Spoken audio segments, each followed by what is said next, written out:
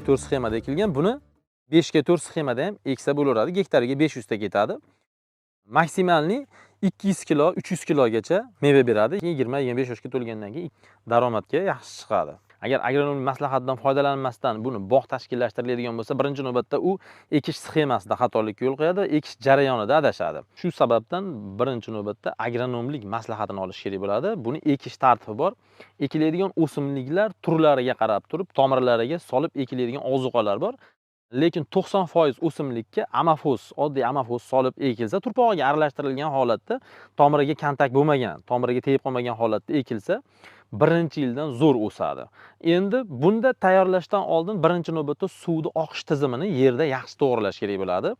Suv ukuloni yaxshi berilishi kerak. Agar tomchilab sug'orishda bo'lsa, u rol o'ynamaydi. Agar ariqli tizimda sug'orish kerak bo'lsa, ukuloniga juda ham qattiq ahamiyat qilish kerak bo'ladi.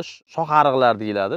Shox ariqlar 70 metr, 60 metrda olinishi kerak bo'ladi. Chunki 100 metrdan o'tib ketganda shox ariqlar boshqa qismlari suvni ko'p ichishini hisobiga pastki qismlari suvni kam ichadi. Shuni hisobida daraxtda o'sish holati bilan meva berish holatida farq bo'ladi. Ko'chatlar noyabr oyida ekilib, agronom maslahati bilan e'tibori u yonalingan bo'lsa, ko'chatlar 100% ko'karadi. Chunki u yerdan olingan ko'chatni qancha vaqt ichida o'z ekilib bog' qilinadigan o'rniga ekish kerakligi hisob-kitobini yaxshi biladi va unga qat'iy ahamiyat qilib, shu berilgan qoidalar, metodlariga, hisob-kitoblariga rioya qilgan holatda ekadi. Shu hisobdan bog' 100% ko'karadi. Buni birinchi navbatda shu narsaga ahamiyat qilish kerak bo'ladi. Mevali bog' yaratmoqchi bo'lsangiz, ko'chatlarni yerga o'tkazishdan 5-6 oy oldin harakatni boshlang. Qaysi ko'chatning qanday navi va qaysi vaqtda ekish haqida chuqurroq o'ylab ko'ring. Ishonchli ko'chatlarni qayerdan sotib olish rejasini ham ko'rib chiqish maqsadga muvofiq bo'ladi. Yosh nihollarning yaxshi o'sishini ta'minlash uchun ko'chat oralaridagi yillardan unumli foydalanish tavsiya etiladi. Iloji bo'lsa, birinchi yildan har qanday ekilgan bog'ning ichiga dukkayli o'simliklardan ekishni maslahat beraman. Misol uchun lo'ya, mosh, shunga o'xshagan torvuz eksa ham bo'ladi, qovun eksa ham bo'ladi. Shunaqa o'simliklarni eksa, piyoz yoki chesnok shu narsalardan ekilsa, yana ham zo'r effekt oladi. 2 yilgacha qora ekin ekib, har qanday bog'ning ichiga keyin bog' holatiga olib kelishlarini maslahat beraman. Sababi birinchi navbatda ekilgan bog' sxemasi 5 ga 4 sxemada ekilgan bo'lsa, oraliq masofadagi yer bo'sh turadi. Agar u yerda ekin ekiladigan bo'lsa, daraxt yosh nihol bo'lgani uchun un tagidan begona o'tlar ko'p chiqib ketadi. Turli gerbisidlardan foydalanib o'tni quritishga to'g'ri keladi. U gerbisidlar o'simlikka zarar yetkazmaydi, lekin baribir u zahar hisoblanadi. Shu sababdan agar uning ichiga piyoz, chesnok, pomidor, bodring, torvuz, qovun ekadigan bo'lsangiz, siz xohlasangiz, xohlamasangiz begona o'tlarni tozalab turishingiz kerak bo'ladi qo'l mehnati orqali. Daraxtlar boshida shuni hisobiga yosh ekkan ko'chatlar ularga solinadigan ozuqalarni, ham o'zlariga solinadigan ozuqalarni me'yorlashtirilgan holatiga to'g'ri keladi. Metod bo'yicha shuni hisobiga yeringizda quvvat pastlamaydi. Daraxt har qancha tomir otgan sari tepaga o'sishi ham kuchli rivojlanib boradi. Kim bog' qiladigan bo'lsa, doim ularga ichiga shu o'simliklarni 1 yillik daraxtdan o'sib ketmaydigan o'simliklarni ekishlarini maslahat beramiz. Ekib bo'lmaydigan o'simliklar yosh ko'chatlarning ichiga makka, bachki, beda, sholi, arpa, suli, bug'doy bu narsalarni ekib bo'lmaydi. Chunki ularni suv itish, o'sish tizimi yangi ko'chatlarga to'g'ri kelmay qoladi. Shuni hisobida ularda bular o'sib ketib, ba'zilari salqin qilib qo'yadi, ba'zilari suvni ko'p ichishini hisobiga tomiriga zarar yetkazadi. Yana ba'zilari pishish vaqtida chanqatilishini hisobiga daraxtlarga suv yetkazib olib borolmasdan daraxtlarda nobud bo'lish ko'payib ketadi. Shu sabablar orqali bu narsalarni ekib bo'lmaydi ichiga. Bog' yaratib yaxshi daromad olishni istagan yurtdoshlarimiz doimiy ravishda bog'dagi har bir daraxtni e'tibor bilan parvarish qilish kerak. Suhbatdoshimiz bilan behi bog'larda yil davomida bajarilishi kerak bo'lgan ishlar haqida ham gaplashdik. Behi daraxtlari birinchi navbatda yer tayyorlagandan keyin fosforli o'g'it bilan ekish kerak bo'ladi. Yildan yiliga asta-sekinlik bilan bu suvni yaxshi ko'radigan o'simlik bo'ladi. Suvda namlikni uzoq ushlab turadigan qishloq o'g'itlaridan bu go'ng hisoblanadi. Oddiy mahalliy go'ng. Birinchi yiliga go'ng solinmaydi. Ekilgandan keyin birinchi yildan olib o'tilib, ikkinchi yilga har bitta behi daraxtini oqaydigan xuddi mana shu bir tomondagi arig'i bilan ikkinchi tomondagi arig'iga bir paqirdan go'ng solish kerak bo'ladi. Bu namlikni uzoq ushlaydi va behiga yetarlicha ozuqa berish imkoniyatini paydo qiladi. U o'sha solingan go'ngga o'z tomirlarini olib boradi. U sizga ko'rinmaydi, yer ostida o'sha jarayon bo'ladi. O'sha go'ng solingan joyga har qanday dori vositasini, amofos, selitra, mochavina, kaliy, qaysi kimyoviy moddani solishingizdan qat'iy nazar u yaxshi yetib boradi tomirga, oziqlanish yaxshi bo'ladi. Behi daraxtlarda bakterial kuyish holatlari ko'p uchraydi. Shuningdek, turli hasharot va zararkunandalar ham behilarga tinimsiz ziyon yetkazishga harakat qiladi. Ularga vaqtida qarshi kurashish kerak. Aks holda zararkunandalar meva sifati va shakliga salbiy ta'sir ko'rsatadi. Behida asosiy tushadigan bakterialni kuyish kasali bor. Zang kasali deydi mahalliy tilda.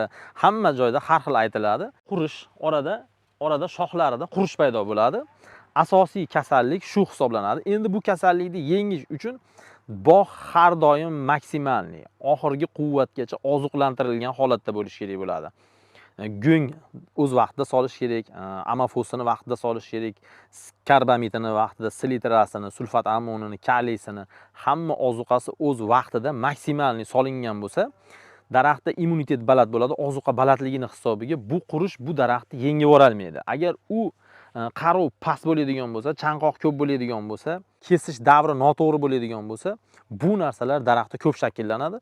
Shuni hisobiga daraxtda eng xavfli kasalligi shu shoxlar orasidan qurib daraxtni shunday bo'lishi mumkinki, oxirgi natija daraxtni to'liq qurishigacha olib kelishi mumkin bo'ladi. Ozuqalarda asosan yilda 365 kun 12 ta oy bo'ladigan bo'lsa, har 2 oyda ozuqa solishni maslahat beraman. Bu faqat tinim davriga ketgandan keyin to'xtatish kerak bo'ladi. Unda faqat go'ng bilan amofos solish kerak bo'ladi. Tinim davri, ya'ni uyqudan chiqqandan keyin har 2 oyda dori solishni maslahat beraman. Agar sizda imkoniyat bo'lsa, har oy buni ozuqalantirsangiz, bu narsa uni yengib yuborolmaydi. Bu qurigan shox, bitta shoxiga kasallik tushib qurish boshlanganda o'zi ma'lum joyga yetib to'xtaydi.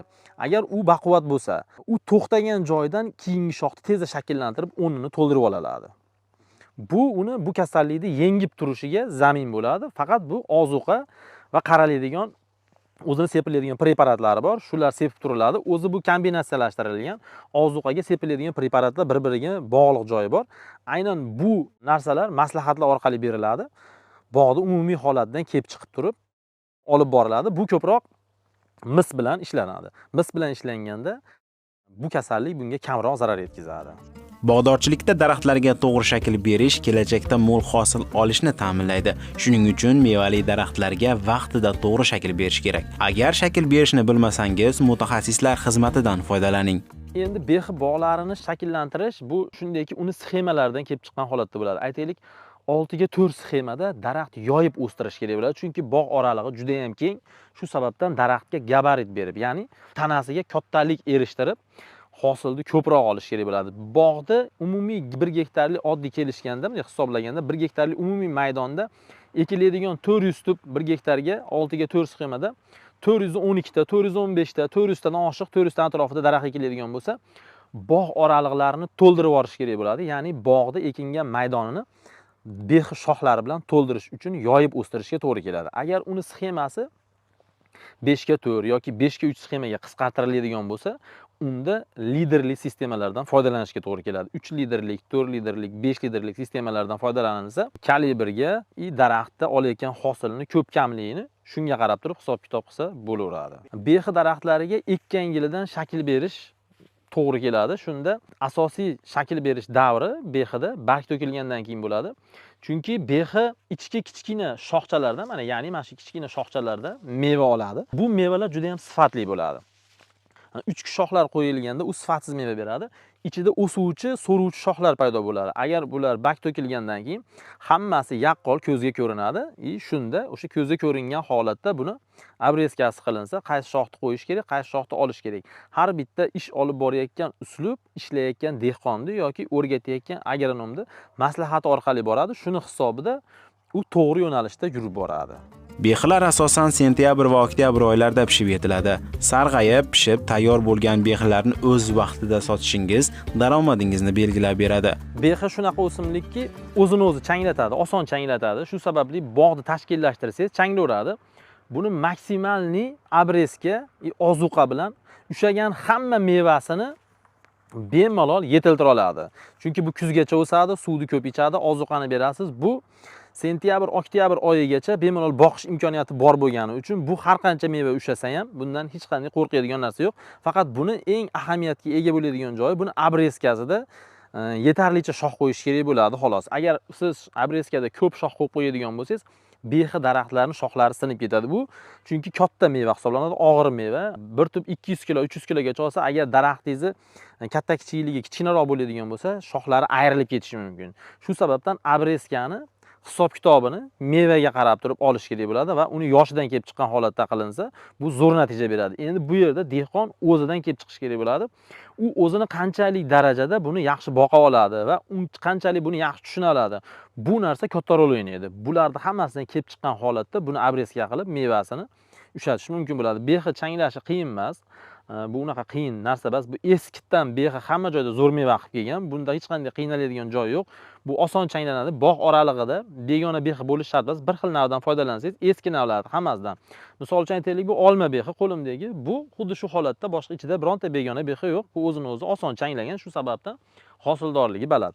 Asosiy narsa buni ozuqasiga qaratilinadi, xolos, bo'ldi. Shu betda buni hech qanaqa sekreti yo'q. Suv berish jarayonlari odatiy yerini holatidan kelib chiqib, zaklik yoki quruq yerligidan kelib chiqib, chanqab turib, o'tni o'sish jarayoniga qarab turib, o'tlar agar yerlarda baliteti baland, ozuqaviy moddalar ko'p bo'ladigan yerlarda suv faqat behni tagiga ochiladigan bo'lsa, o'rtalaridan ham o't bosib ketadi.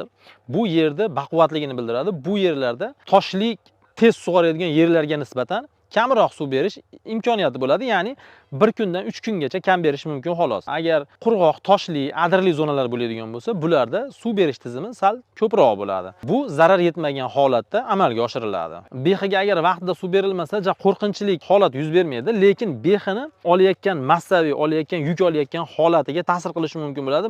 Ma'lum vaqt to'xtab qolib, keyin davom etadi. Shuni hisobiga ko'zlangan natijaga sal pastroq natija bilan erishish mumkin bo'ladi. Agar u suv berish tizimi joyida ketayotgan bo'lsa, ko'zlangan maqsaddan yuqori natija beradi. Agar suv berish tizimi sal kamroq bo'lib, suvga 1-2 marta chanqab qoladigan bo'lsa, bu deyarli qo'rqinchli narsa bo'lmaydi, lekin behini kalibrida farq bo'lishi mumkin, lekin behilar 80-70 kalibrdan o'tgandan keyin u iste'molga yaroqli hisoblanadi, bemalol iste'mol qilish mumkin bo'ladi. Bu juda ham ko'p chanqoqqa olib borish yoki dorilash tizimida xatoliklarga yo'l qo'yish, ozuqa berish tizimida ham xatolarga yo'l qo'yish, juda ko'p xatolar, ya'ni eng ko'pi bilan eng kami bilan 3 tadan oshiq bo'lgan xatolarga yo'l qo'yilsa, u behida kattalashish to'xtab qoladi va u kattalashmay qoladi.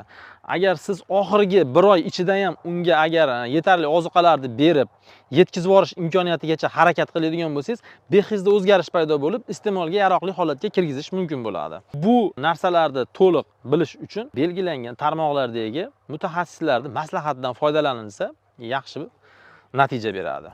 Sotish haqida tavsiyalar. Agar bog'ingiz katta bo'lsa, mahsulotingizni kelishilgan holda ulgurji sotganingiz ma'qul. Terimdan qolgan mevalarni esa bozorlarda yaxshi narxda sotishingiz o'z mahoratingizga bog'liq. Behi bog' yaratganda 5-yildan boshlab yaxshi natijaga olib chiqish boshlanadi. 3-4-yil, 4-yilga borib agar u to'g'ri qarovda borayotgan bo'lsa, 4-yili u ko'chat o'zini oqlaydi, pulini chiqarib yuboradi, hamma rasxodini chiqaradi. 5-yildan o'sish davri boshlanadi mevasida. Agar u to'g'ri qaralayotgan bo'lsa, 10-yillarga borib u maksimalni hosil berishni boshlaydi. U juda ham yuqori natija berishni boshlaydi. Aytaylik, hozirgi kunda mana shu behi 400 gram chiqadigan bo'lsa, 3 tasi 1 kilodan oshiq chiqadi. Siz hisoblab olishingiz mumkin. Bir tub daraxtda 70 kilodan 100 kilogacha mana shu daraxtlarda bor. Gektari 40 tonna, 30 tonna bemalol meva beraveradi. Hozirgi kundagi narxi 10 ming bilan 20 ming o'rtasida bo'lyapti. Uni 30 tonnani misol 10 mingdan sotsangiz 300 million bo'ladi, 20 ming so'mdan sotsangiz 600 million daromad beradi. O'rtacha 400 million so'm hisoblasa bo'laveradi 1 gektar behidan daromadini bemalol olsa bo'laveradi.